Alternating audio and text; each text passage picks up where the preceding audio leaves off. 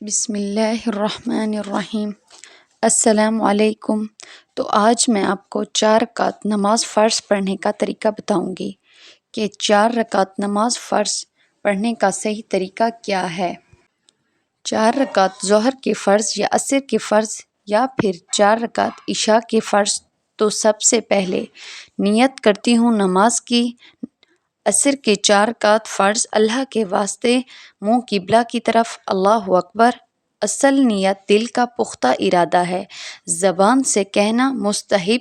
سب سے پہلے ہم ثنا پڑھیں گے۔ ثنا سبحانک اللہم و بحمدک و تبارک اسمک و تعالی جدک و لا الہ غیرک۔ مکمل ثنا پڑھیں گے، پھر اس کے بعد تعوذ پڑھیں گے۔ اعوذ باللہ من الشیطان الرجیم، تسمیہ پڑھیں گے، بسم اللہ الرحمن الرحیم۔ پھر اس کے بعد مکمل سورۃ فاتحہ پڑھیں گے۔ پھر اس کے بعد کوئی سورت پڑھیں گے۔ اس سورت کے ساتھ ترتیب دینا ضروری ہے۔ جو سورت پہلی رکعت میں ملائیں گے وہیں سورت دوسری رکعت میں نہیں ملائیں گے۔ پھر رکوع کریں گے، تسبیحات کریں گے، پھر سیدھے کھڑے ہو جائیں گے، سمیع اللہ لمن حمدہ پڑھیں گے، پھر دونوں سجدے کریں گے، سجدے کی تسبیحات کریں گے۔ اسی طرح یہ ہماری پہلی رکعت ہوگی۔ اب ہماری دوسری رکعت سورۃ فاتحہ پڑھیں گے۔ مکمل سورۃ فاتحہ پڑھنے کے بعد اب ہم اس کے ساتھ اگلی سورت ملائیں گے، پھر رکوع میں جائیں گے، پھر رکوع کی تسبیحات کریں گے، پھر قیام، پھر دونوں سجدے کریں گے، تسبیحات کریں گے۔ اب ہماری دوسری رکعت میں سجدے کرنے کے بعد قائد اولیٰ پڑھیں گے، یعنی تشہد اتحیات پڑھیں گے، پوری پڑھنی ہے۔ اتحیات پوری پڑھنے کے بعد دوسری رکعت میں تشہد پڑھنے کے بعد درود ابراہیمی اس میں نہیں پڑھیں گے اور نہ ہی اس میں ربی اجعلنی دعا پڑھیں گے۔